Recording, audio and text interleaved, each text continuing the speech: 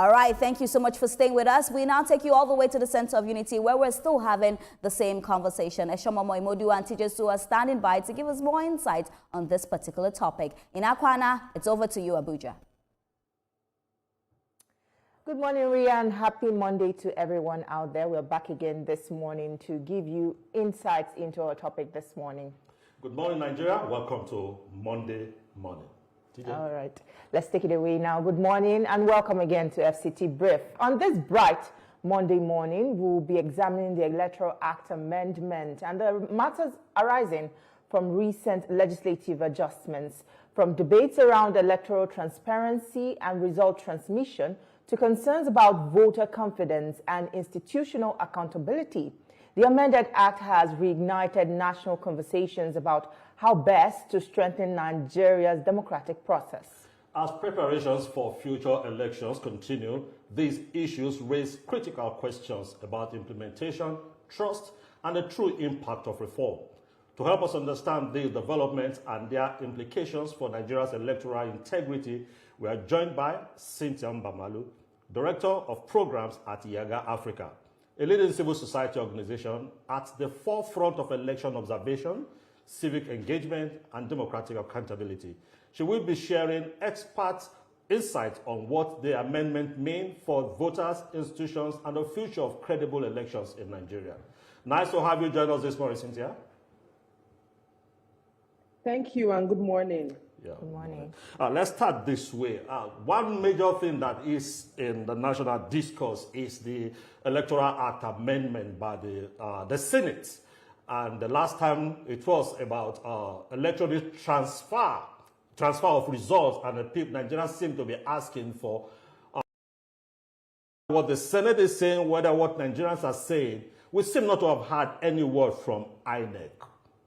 Where do you think we should be moving, headed towards, as we gravitate towards 2027?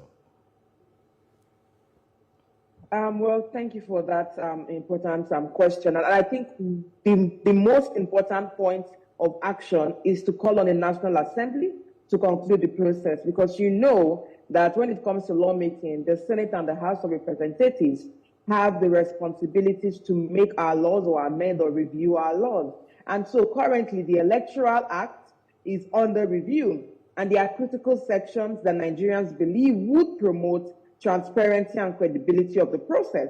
And one of that is the electronic transmission of results. That is because our result collation process has remained the weakest link in the value chain of our elections. And so the whole idea of mandatory electronic transmission is to have that go side by side with the manual process. So the provision is not seeking for a removal of the manual process. The idea is to have these two processes run together in such a way that they complement each other. So from the polling unit, what we had in the House version, because you know, both chambers sit and pass and then they meet at conference.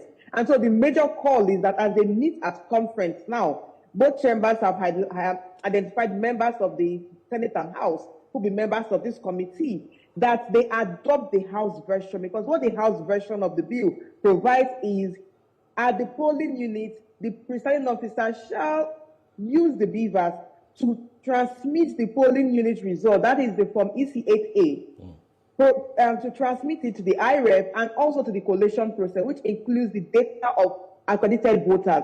And so the idea is that it runs together with the manual. And if you read the provisions in the bill from the House version, it then goes to the points of collation. There is supposed to be, or it is mandated that the collation official cross-checks what he or she has in the manual transferred version and the electronically transmitted one. What we are seeking to achieve is a transparent electoral process that ensures that the result process is credible, that voters can follow it from polling unit to the last point of collation, and that collation officers can get the work done. And so when you ask me what's our point of action, is a call to the Senate to adopt the version of the House that was passed by the House, especially as they get to conference. Now, currently, interestingly, since the Senate sitting, there's been three versions of what was passed, so there's no clarity.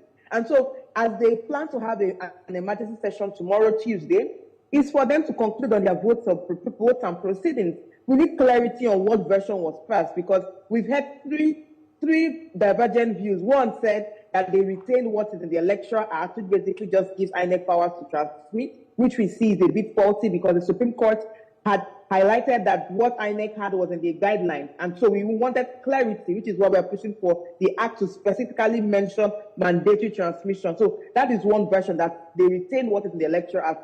The second thing we heard is that what they did was they removed the term real time from the version that they passed. And then the third part we heard was that they removed the whole conversation on electronic transmission of results. So as it is now, there is no clarity. And as a people, we need clarity to engage on our legal processes, especially because the credibility and transparency of our elections is sacrosanct to citizens' faith in our democracy, and it's a foundational point of within our democracy. So we cannot at this stage in time go back when we know we need to move forward and make progress. And that's the call to the Senate, to actually look at, one, provide clarity on what it passed, and at the conference committee, that the version of the House is adopted.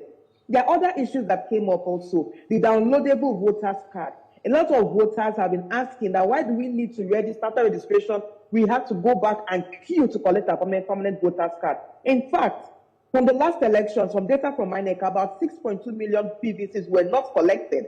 And it's not because these voters do not exist. Some of them experienced some challenges trying to get their PVCs. Some of them were not available at the time of collection, and some of the issues were logistical.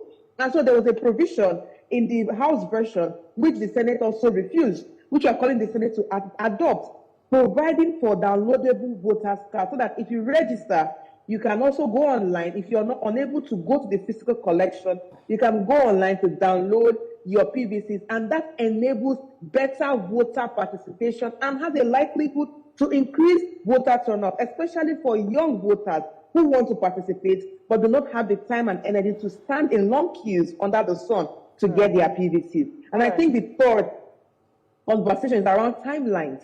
The Electoral Act currently provides for INEC to issue notice of elections 360 days to the elections. And the idea, if you remember, that the last election is the first time that we did not have elections postponed in a long period of time, because that early issuance of notice allows INEC, political parties, media, and civil society to plan for the election.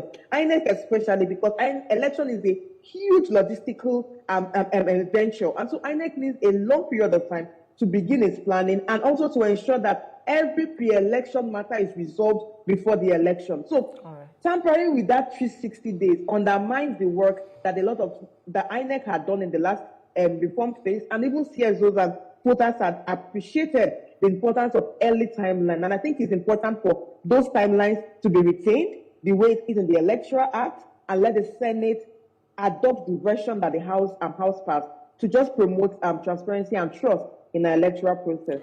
All right, I hear you, Cynthia, when you say it's to promote transparency and trust and also credibility of the process. But one of the major counter arguments concerning this mandatory transmission of results is that we lack the infrastructure to fully implement this. Look at our network systems and all of that. It prevents that transmission in real time. And if you look at it, do you think this is actually enough reason? Or do you think that we should actually look at solutions rather than giving excuses? Thank you. And I'll begin from the last point you made. We should look at solutions rather than excuses. Nigeria is a country that is blessed with talent. We have everything it takes to be a great nation. But the thing is, we like to complicate simple issues. Now let's look at data. I'll just have it simple. There's no village you go to that POS is not operating. Most people don't even go to ATMs anymore. They go to POS to withdraw money. There's no village you go to that there's no POS vendor there. But that's one simple example. Let's look at what data tells us. From the last general elections, we were observing the IREV, that's the INEC results, elections results viewing portal. And what did we observe? That as at midnight, in most of the elections let's start from the National Assembly elections, for instance, by midnight, we almost had 90% of polling unit results uploaded, which was why citizens decried when they noticed that only the House of Reps and Senate results were uploaded and not presidential. Let's remember these elections are conducted in the same polling units. We don't have different polling units for the elections. Elections are conducted at the same polling unit. So the question is, if we could achieve those levels of success for the uploading of results for the state assembly, governorship, Senate, and the House, then of course the infrastructure is there. So infrastructure conversation is not the question. The question is, how do we improve to even start getting to 100% on the day of elections? Let's also remember that elections conclude at different times at different locations. And we do know that there may be 1 or 2 locations, which are barely less than 5% of locations, where there may be network challenges. But the BVAS is configured to work with 2G. Now, the idea is presiding officers take a picture of the results and upload.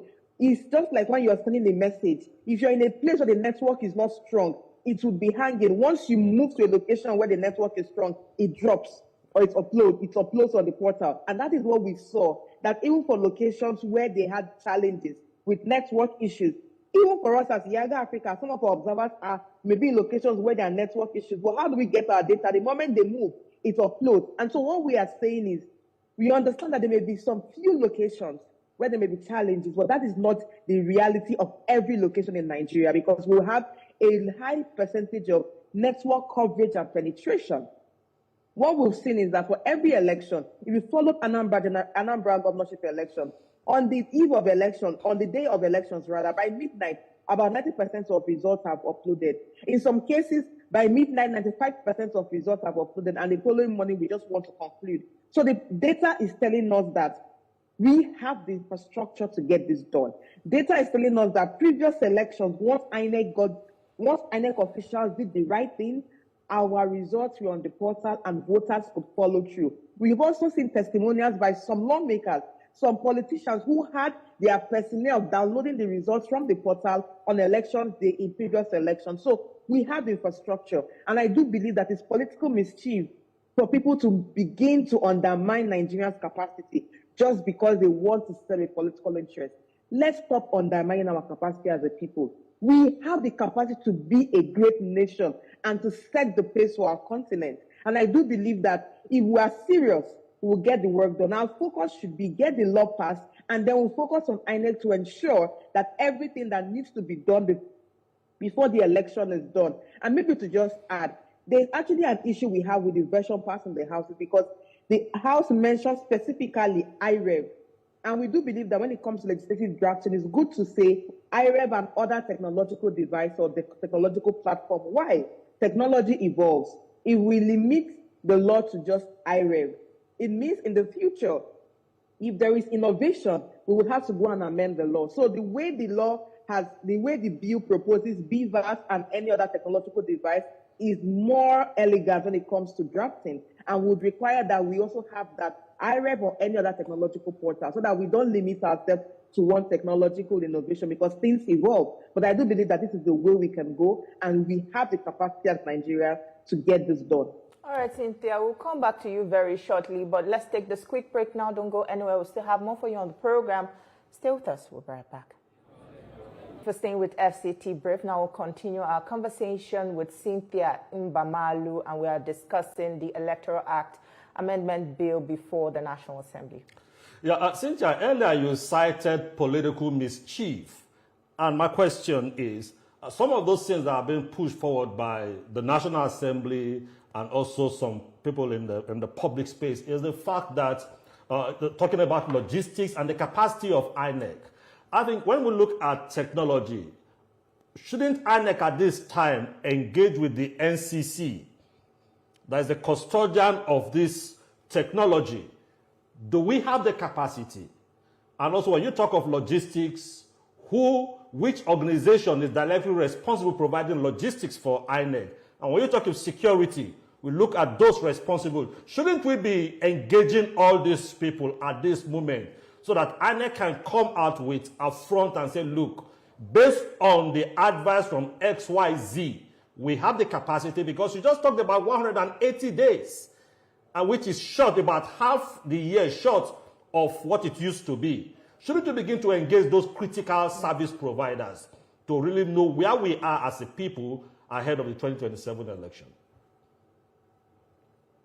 Thank you. And I think our challenge as Nigerians is that most times we are not students of history. We forget easily and move on quickly. In the last reform process, remember that IREV is an INEC introduction, not a civil society introduction, not a people's introduction.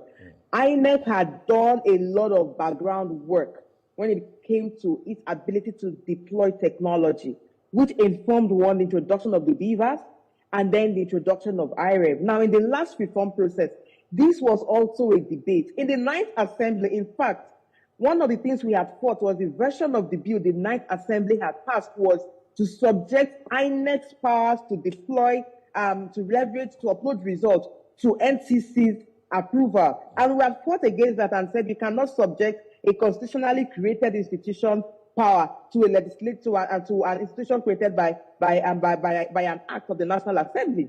And so, if INEC had engaged, INEC released a lot of policy brief and did a lot of studies that was released to the public, showcasing its assessment of the national scheme of things. It went around every state and local government area. INEC had done a lot of work in the last reform process, which finally led to the review of the Electoral Act that gave INEC the powers to determine mode of transmission, which included electronic. So if in the last reform cycle, this was the debate we had, I was part of that conversation. Now we engaged at every level and we followed INEC's leadership. Whatever INEC was willing to do and able to do was what we supported, because we did not want to impose our opinion on the Electoral Commission. And we saw INEC test this several elections before the general elections.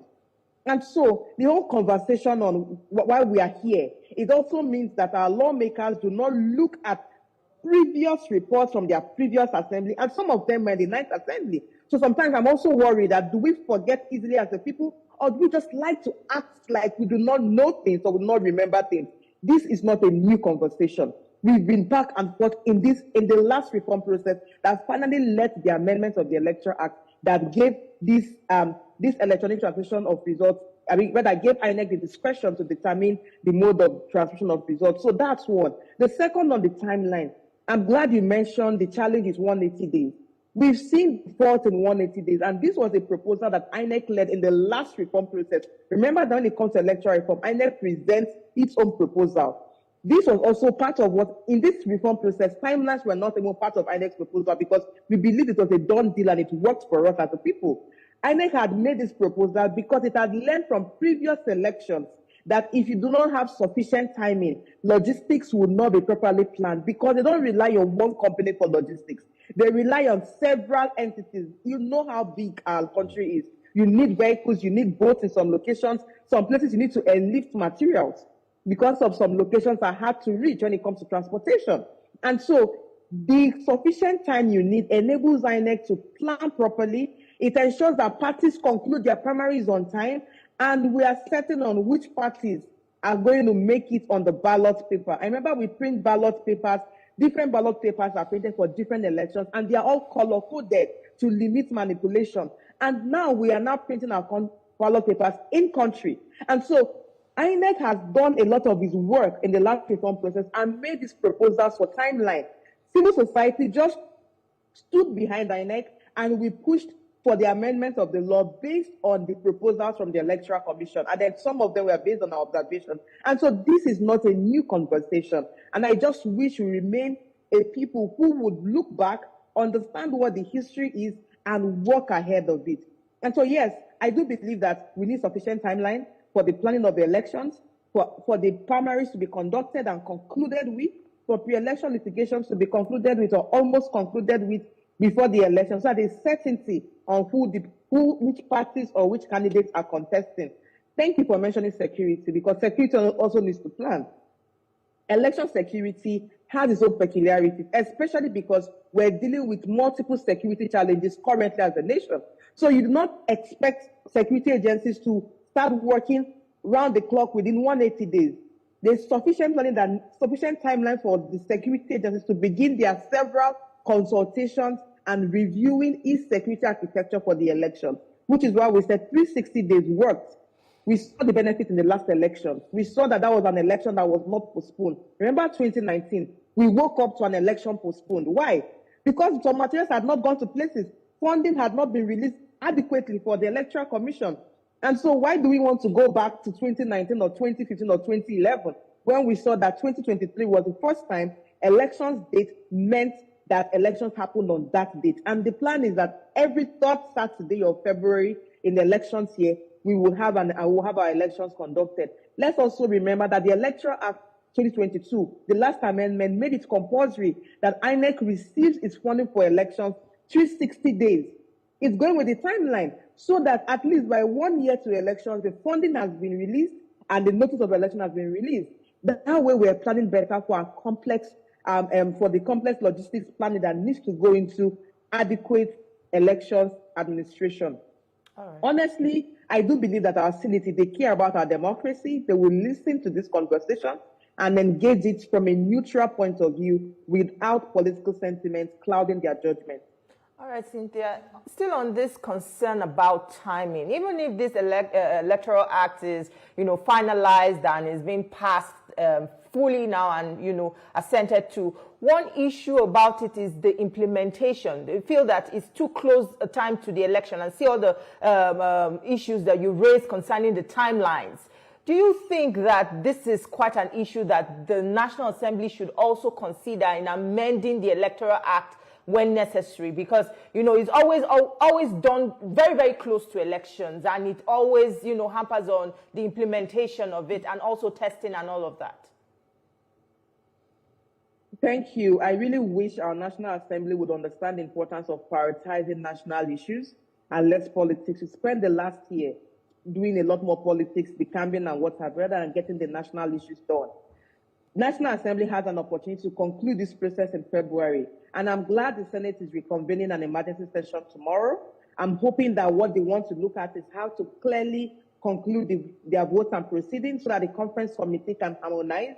I do believe that with the timelines that we have, the National Assembly can have an emergency session, conclude this process, and transmit the bill to the President for assent, and that the President will speedily assent to it. In the last reform process, the President that gave his assent, I think on the 20th or 22nd of February of the pre-election year, the year before elections, it was late, but INEC was able to get things running. And so this is a call to the National Assembly to treat this as an emergency and reconvene, conclude this process in line with the respective demands, and transmit the bill to the President for assent. But it's also a call to INEC. INEC still has an existing law that it can work with. The Electoral Act is clear, 360 days notice of election. So INEC should actually proceed, issue its notice of elections, and even start planning with the current act. And then if there is a review, we would work with that. But currently, INEC should actually proceed to issue its notice of elections with the persisting law that we have, which is the Electoral Act 2022. But National Assembly, they are the hub of democracy. Nigerians are looking on our lawmakers to, for the first time, stand with the people and stand up for democracy by ensuring that these progressive legislation proposals are what we have in the final law that will be passed and signed by the President. Okay. Credible election in 2027 is one thing every Nigerian says must not be compromised. Now, between the political class, the political parties, and the decisions just reached by the Senate and the House of Rep, and also the agitation from the public, who would you say is sowing the seed to discredit the 2027 election? Well, this is a trick question. I do believe that what we're dealing with is a highly political season where you have some lawmakers who are perhaps worried of their ability to return if certain laws are strengthened. And I do believe that as a politician, as a lawmaker, your focus should first be the growth of Nigeria's democracy. Your focus should be that as a people, as a country, our democracy is sustained and we're consolidating and not going back. And so for me, my quick response to this is calling on the lawmakers, do not allow yourself to be used as a tool that discredits our democratic journey and as a tool that threatens the growth of our democracy. Do not allow your political interest to become the only thing you care about rather than national interest. Nigerians are looking for a symbol of hope. They are looking for a light at the end of the tunnel. And for them, it begins with how lawmakers amend the laws to strengthen the transparency of our process. A lot of Nigerians want to believe in our democracy, and lawmakers should know that their actions can either inspire confidence in our democracy or destroy trust in our democracy. So they need to ensure that whatever they are doing, they are focused on promoting Nigerian democracy and getting the right things done. We are tired of this legislative rascality that we keep seeing. People being very irresponsible in their legislative mandate. The Constitution is clear. Your role is to promote the democracy and good. Your role is to promote Nigeria, to make laws for the peace and well-being of the country, to make laws to promote and strengthen our democracy, not to destroy it. And so it's a call to them to become responsible in their roles and get our laws passed in a way that citizens would have trust in our democracy. All right, very quickly, Cynthia, I would like to ask, speaking about this trust and, involvement of, people, especially civil societies, how would you rate the involvement in this process so far? Would you say civil societies were carried along efficiently? And how much of, input, public input, do you see reflected in this current amendment? Yes, which is why there was a lot more reception or acceptance of the House version, because last year we had public hearings, we had people called to submit memorandum, and a lot of people submitted, civil society, citizens, a lot of people, media, religious institutions submitted their proposals for amendment, which finally led to the public hearing, and then there was a retreat. So there's been a lot of participation in this reform process. And so it would be sad that after we participated and made our recommendations, a different outcome is what we would see. Because what that means is that the National Assembly does not care about the voices of the people, does not care about civil society concern, and does not care about the demands of Nigerians. Let's remember, civil society exists to serve as a watchdog in a democracy. And so the National Assembly should not see us as antagonistic individuals, but rather as allies in strengthening our democracy. Nigerians have made demands last year, and it's important that the outcome reflects the call from Nigerians, especially young people. For a lot of young people, the electronic transmission of results is actually their main focus, and downloadable permanent voters card. And they are the majority of our voters. They are the majority of the population. So if the majority of the population say, this is what we want, this is what we care about, I think National Assembly should do well to listen to them. That's what matters. All right, Cynthia Mbamalu, it was a pleasure speaking with you for the past 30 minutes. I'm sure that a lot of Nigerians had a thing or two to pick from it, and I hope that the National Assembly is listening as well. Thank you so much for your time. Thank you. All right, that's where we'll leave our conversation this morning. We're glad you could be a part of it. We'll now hand you over to Lagos, where Ria and the rest of the team are standing by to continue with the rest of the show. All right. Thank you so much, Abuja. That was a really, really a fantastic conversation. Thank you.